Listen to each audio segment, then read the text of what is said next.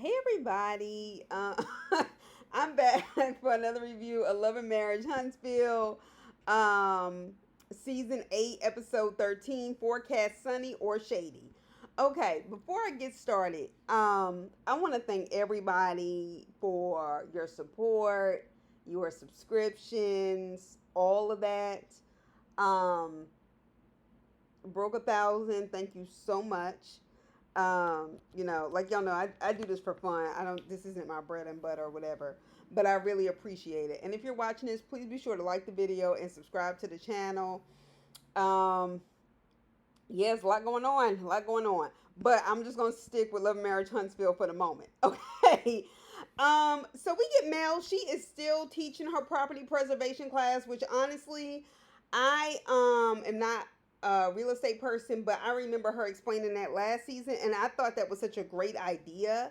And the fact that she is teaching other people how to make money, um, and property preservation, I think, is also very important in terms of the history all throughout the South that has been gutted, pushed down, all of those things. All right. So anyway, I think it's a great idea. I'm glad she's doing it. I'm glad she's exposing people to it on the show. They have 800 entrepreneurs to date. She's partnered with people. She's, doing her thing. Um, I think what she's doing is great. And in addition, shout out to Madam Vice President Kamala Harris, who plans to extend the first time home buyer support in terms of federal funding to $25,000 for a down payment. Anybody who has, been interested in buying a home, it really usually depends on your state, a lot of stuff. And usually they give you a max of $10,000 as a down payment. And with inflation and just in general, what comes with, putting money down on a house, it's difficult. And I appreciate the policies. The Democratic National Convention is coming up. More to come about that, but I'm going to stick to the episode for the moment. Oh, and then I'm going to get to it. Don't worry about it. Yeah, because my thing is all of these people pushing out their anti-black rhetoric, I can't help myself. With these Palestinian protests, it's amazing to me that when people were getting gassed and beaten up by the police for protesting in the name of free Palestine, people were saying, oh, these students shouldn't be doing this and these people shouldn't be protesting. But when these same protesters have found their way into Kamala Harris's rallies, have found their way outside of events where she is, and they're protesting, screaming at her, and you have people abroad trying to tell black people that we have an ethnic token. Oh, no, no, no, no, no, no, no. Fuck y'all. Okay?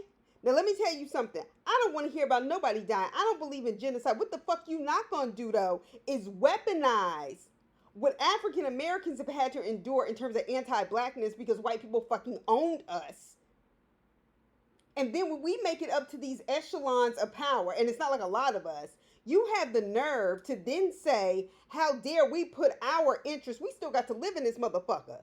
And you over across the pond talking shit to us, like we supposed to like just listen to you. And you've exposed your anti-blackness by presupposing you have the right to tell black people how we should act in terms of our own fucking liberation beliefs, politics in this country. Fuck you. They don't go up to Donald Trump's rallies with that bullshit, and he done made it clear he wants to fucking clear all of them out. No, y'all feel comfortable disrespecting a black person. If y'all didn't know Kamala was black, check out how people were reacting to her. They didn't do that to Nikki Haley. She's Indian American. He's the only reason why, we don't, fuck with her. Da, da, da, da. If they didn't think she was black, and she'd be a damn fool to continue or try to even argue with white people about her blackness, so I respect the fact that she's not saying anything about it. But if y'all didn't know, these responses by non-black people are very fucking telling. Anyway, so Mel calls Sunni. I know y'all like it ain't got nothing to do. I don't care. Mel calls Sunni. I was like, why? For what?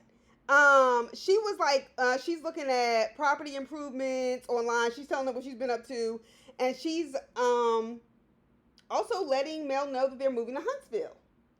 Mel is surprised that her and Moses are planning to move to Huntsville, and this is the consistent reaction across the board by the cast. It really is. Everybody seems to be reacting the same way. Like, why are y'all moving to Huntsville? Nobody knows them to have family or any real friends there. And it is clear that they're both obsessed with harming and hurting Destiny. And I don't like Destiny. I don't like her at all. But fuck shit is fuck shit. All right, so Chris and Nell. Chris is trying to buy a suite at the baseball stadium. Great. Do your thing. They talked about their meeting with Dr. Francis. Nell said it didn't really do anything for her. She said she gets it. They deal with Chris because he listens, but it feels bad when she's, constantly bearing the brunt of it.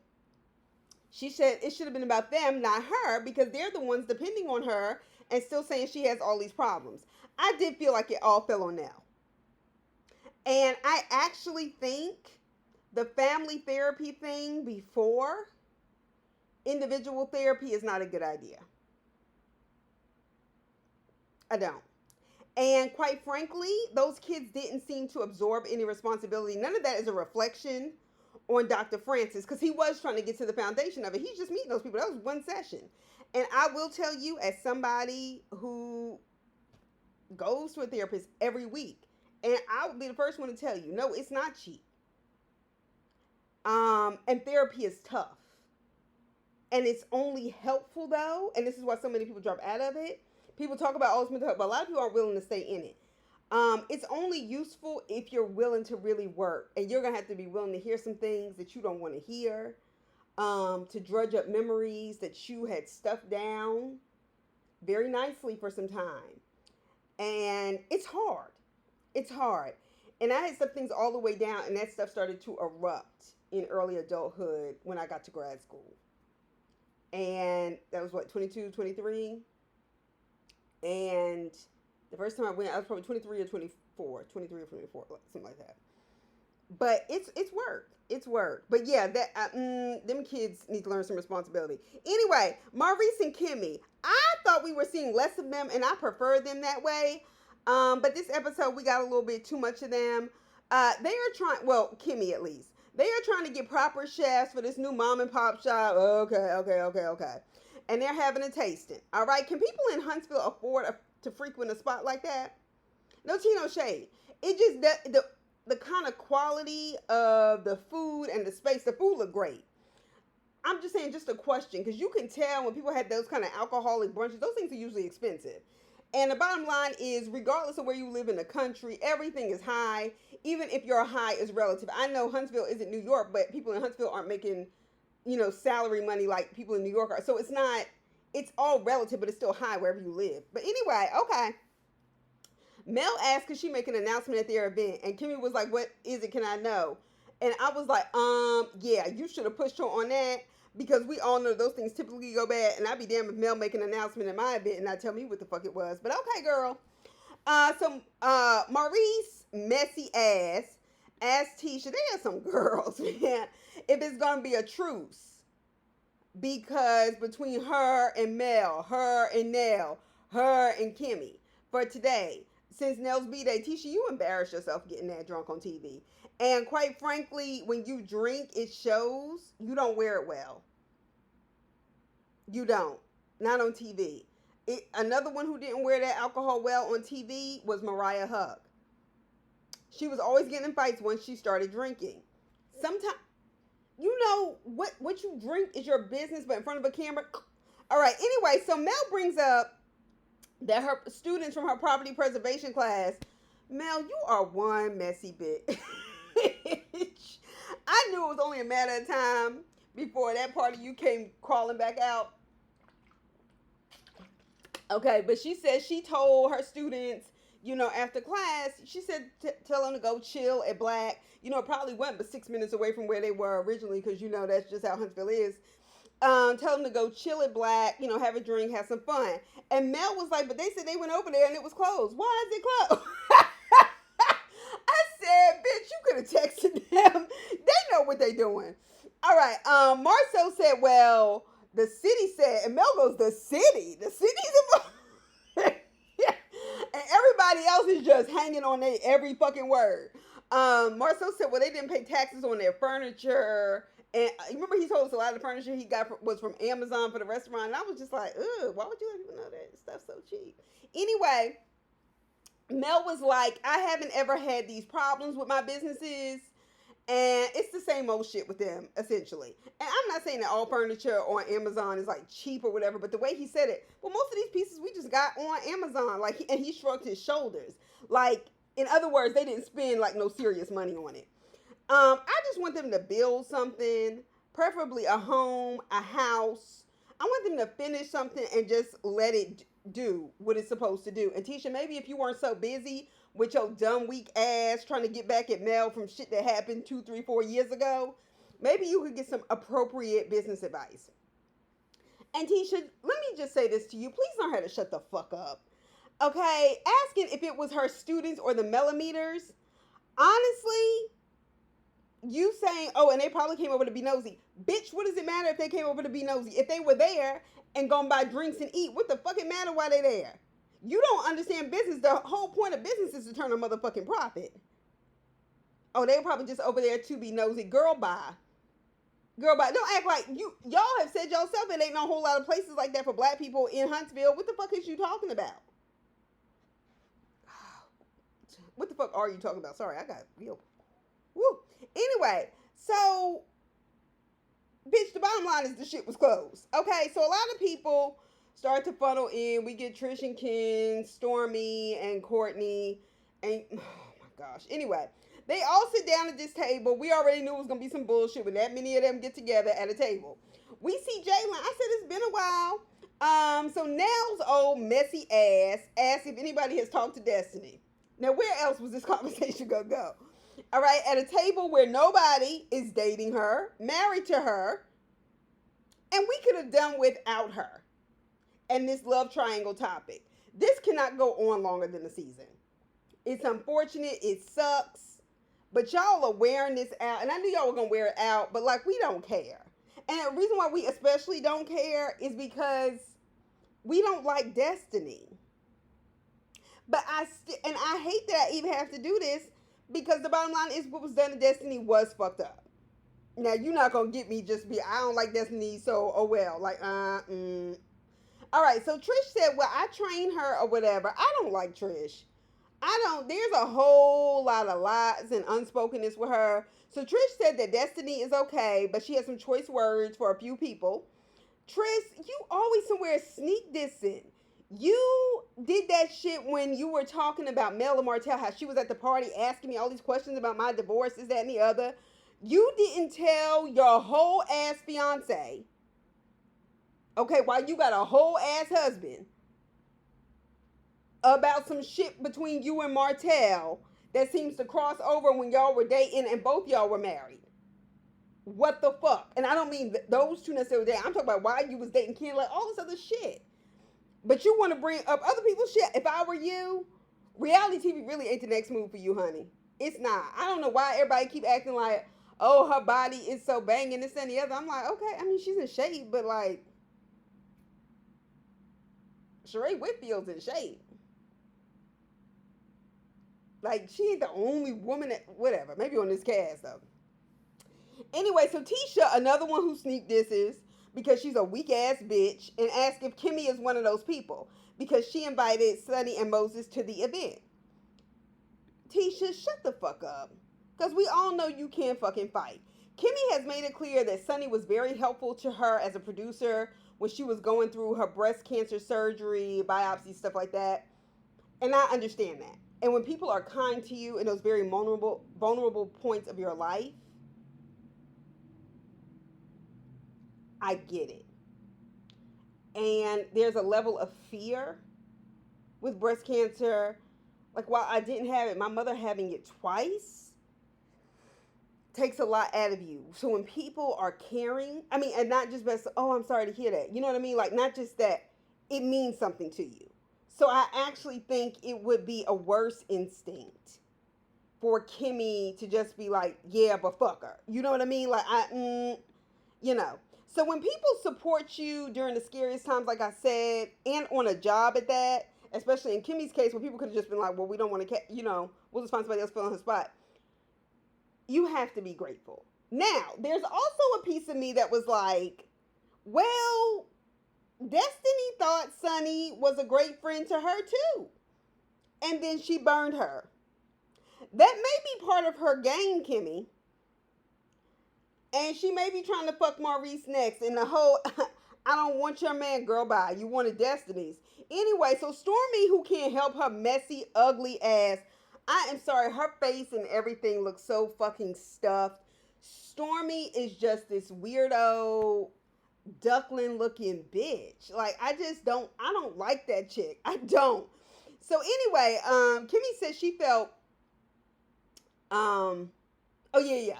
So Stormy, I think she was like, and I'm saying this because while all these people know each other, most of the people at the table don't fuck with each other. That's why I found this conversation particularly interesting.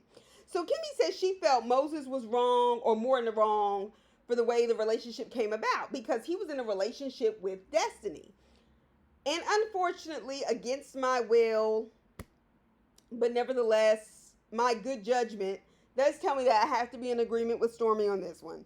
When she said, I think they're equally culpable, and I agree with that. Yes, Destiny believed that Sunni was her close friend, and Moses was in a relationship with her. Period. They're both culpable. All right, they start comparing notes. Chris says Sunni said she was just doing her job, and she ran her bullshit game on Chris, as we heard, and said the talent sometimes confuses production for friendship. Bitch, even if she had confused it for friendship, let's just say that, since you want to keep going with this fuck shit story. The bottom line is you still met Moses only because of producing Destiny and hanging with Destiny off camera because of Destiny's position on the show and her thinking she was your friend. That's how you met Moses. See, you talking too much. All right? The more she talks, the more revealing it becomes. Sunny's mudslide, moon pie face, forehead looking ass can get the fuck up out of here. Okay? Because I don't care that your feelings are hurt by what people say on the internet. You helped produce a fucking show that led to all these other people still getting talked about and fucked with on the internet. And now you want to, like, play kind of semi-victim. Bitch, please. You ain't have to get on this reality TV show. Anyway, so, and was it me, or did all them big-ass grown people stuffed into that fellowship hall with folding chairs look uncomfortable? That was too many grown people at a folding table. Too many grown people at a folding table. They should have invited less people. Or just had it outside, but then I guess that would defeat the point of having a mom and pop shop. That looked wildly uncomfortable. Now, if that would have been like some teenagers and kids, yeah, you could put them all in one room. Everybody looked like they was just, like, are you kidding me? So, anyway, these grown-ass people are all at this tasting, discussing people who ain't there at all. Mel said she wasn't here for the group talking about Sunni and Moses, and they weren't here to defend themselves. I was like, really? Really, Mel? You not here for that? Because you was damn sure listening to all of it. And she said she was surprised at Kimmy. Mel, you were dead ass wrong for that. Your assessment of that shit was bullshit. I know you don't like Destiny, but Kimmy wasn't saying anything at that table that she didn't say to Sunni when she sat down with her and Tisha.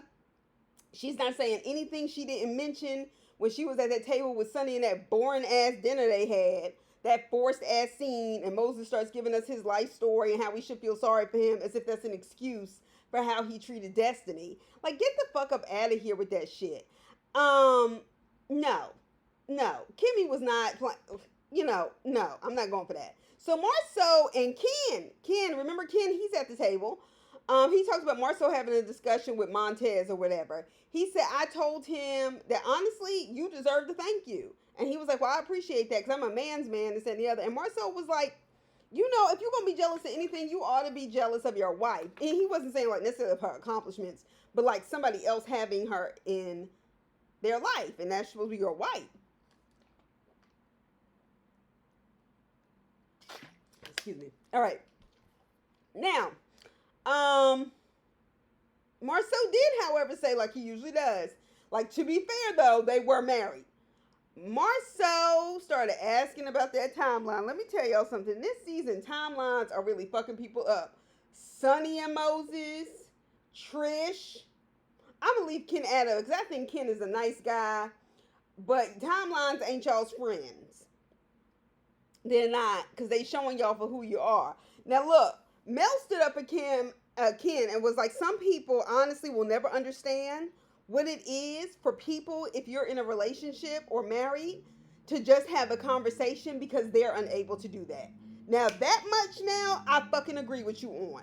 I was with her 1,000% on that. Because the stuff I've been accused of and never even thought of is mind blowing to me, especially by women who think you after their man, and you like, huh? How did this happen? Where did you get that from? Why do you think that? And they always the biggest, never mind, sluts of them all. Anyway, so Tisha and Marceau talking shit in that confessional, saying maybe, Mel was defending Ken. She was defending him awfully hard. Maybe there's some truth to what Martell's lying, narcissistic, verbally abusive ass said. Get the fuck out of here, Tisha.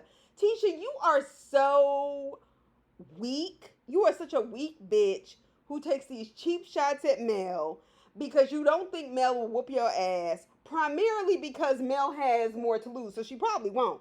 Not because she can't. But Tisha, you need your ass kicked. You really do. Anyway, they're going to St. Thomas for a girls' trip. We already know that's going to be a shit show. Kimmy has people over. She invites Tisha. First of all, I wouldn't even deal with Tisha.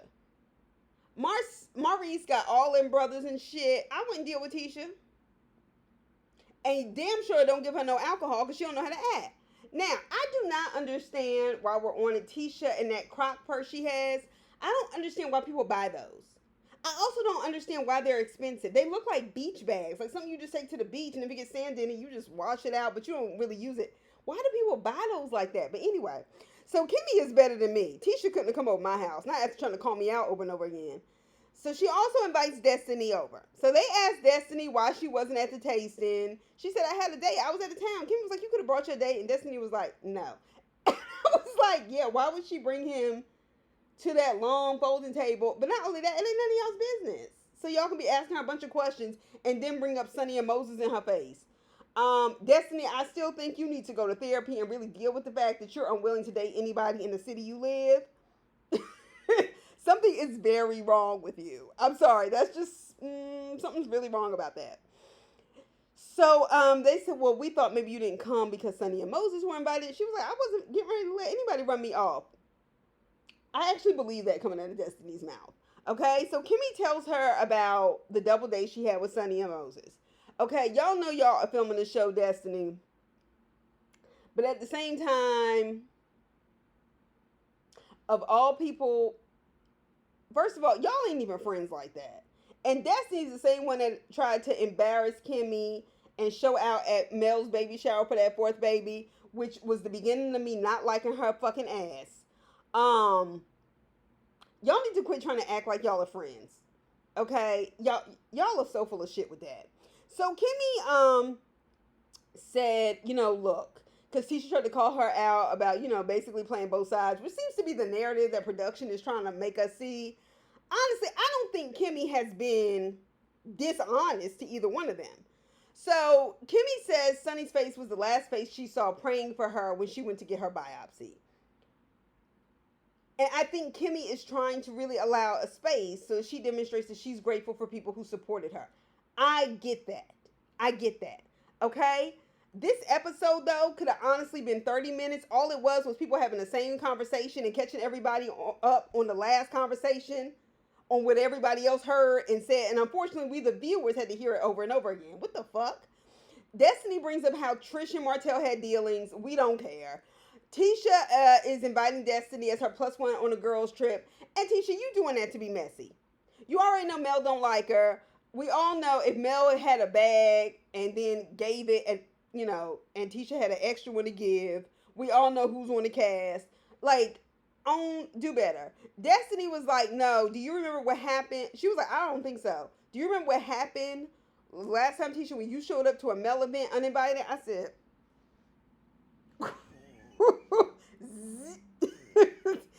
and close the curtains. Anyway, so Mel meets up with Sunni. Mel, you are one messy, low-down bitch for this shit you pull. So she's shopping for her trip to St. Thomas, okay? Sunni walked in with some raggedy-ass bodycon dress and her scarf, and it's the kind of, dress scarf that could be, a really cute fashion scarf, but it was sloppy. Like it looked like she got out of bed, like the house dress you might put on just in case somebody coming over to pick something up from your house and you sweeping. So you want to be covered, but you still need like your arm room to clean. Like she just looked not TV ready, ma'am. Not TV ready. Um, so Mel didn't waste, I mean, not a fucking second, okay? Telling Sunny that she came back from the tasting and nobody seemed to be checking for you. Damn. Damn, is that how you deliver news to people? Sunny, I don't know what the fuck you expect. I really don't. Bitch, moving to Huntsville will not keep you on this show. And quite frankly, seems to be a very dumb ass move for somebody who doesn't know anybody. It's not like moving to Atlanta. It's not like moving to Houston. It's not like moving to DC or something like that, where there's a lot of different stuff to get into and then you kind of build networks. Like a lot of people in Southern town, I mean, even, Atlanta, people have families, but there's a lot of plants that come in from Atlanta too. And it's just not the same thing. And they've already bought this house. That house was not that nice. I'm not trying to get nobody's pocket, but I'm just saying, okay. I mean, Chris made his money, I guess. So, let this be a lesson to y'all.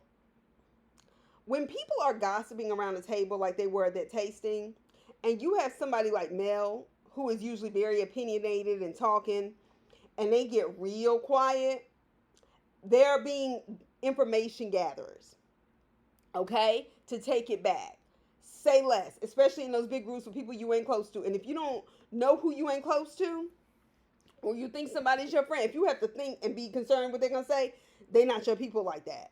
Don't do that, because that's how it got back. So anyway, so Mel claims, not that I think any of them will have any problem saying this to her face, but still. So Mel claims she was just giving her a heads up so she didn't walk into a situation like they done to her for the trip. Mel, but you, okay. Is that the way you deliver information to people you like? Anyway, because you was giving like, bitch, I don't like you either. So Sunny asked if Destiny was there. And Mel looked at her and was like, mm-mm. Because see, Sunny was ready to say, oh, I'm sure she was in their ear. I'm sure she was gassing him up. She was not there, darling. They don't see it for you. Okay? And Mel, was just like, mm-mm. Like, I know that's what you were planning. Mel don't like none of y'all. So Sunny said she met with Kimmy and she thought things were good. Sunny said Kimmy seemed very supportive. And Mel, your messy ass, really? She seemed supportive? Kimmy didn't say anything at that dinner that she didn't say to Sunny before.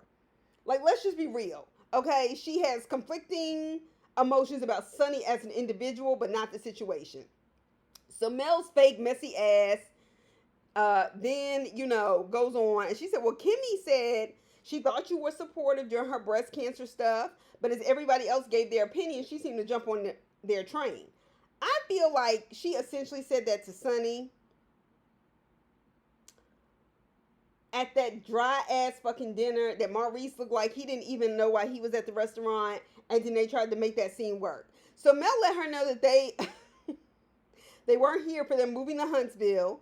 Mel is essentially not bothered by Sunny because she can't stand Destiny at this point. That's at the root of all of this shit. So Mel says she thinks the women are triggered by Sunny, probably because they can't put a face to things that their husbands have done. Mel, you didn't have to say all that. Mel is at that table with all of them women. Yes. And that much is true. Let me tell you the part that got me. And I'm glad that I finished watching this episode because of that reason. Now that was Sunny responded when she said, they're probably triggered because stuff their husband hadn't been doing. And Sunny said, well, it's funny that they're triggered and you're not. If anybody should be like you should. Now, see, that was one of them nasty things. It was kind of like the I don't want your man, Maurice kind of dig. Like, your man ain't nothing to want. Moses ain't nothing to want. Now, did Mel have that coming, considering all the shit she was talking? Yup. But my thing is, Mel proceeds to explain their hypocrisy because Kimmy refused to call the bitch that broke up her marriage a side chick. Mel went down the list. She was like, Destiny and Moses were not married. They were not engaged. They didn't have 4 kids together, or any kids for that matter. And they didn't have a 14-year marriage. like her and Martell did, yet they're willing to call you the side chick. I said, point taken.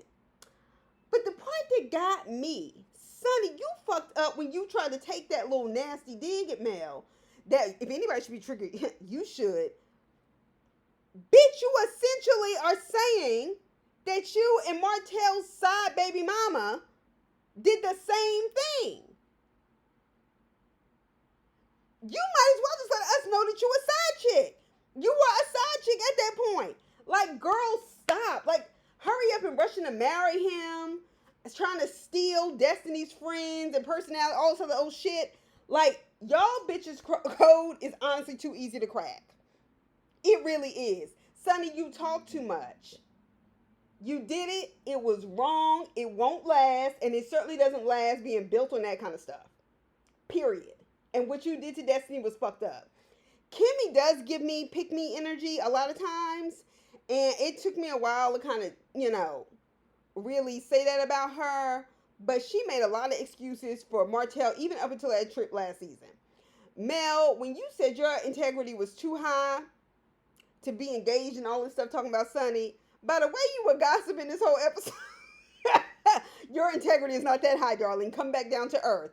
Mel tried to help you out, but honestly, Sunny, you got to talking and made it worse. That's all I have to say. I will see y'all next week for DNC stuff, and I'll talk to y'all soon. Have a good weekend.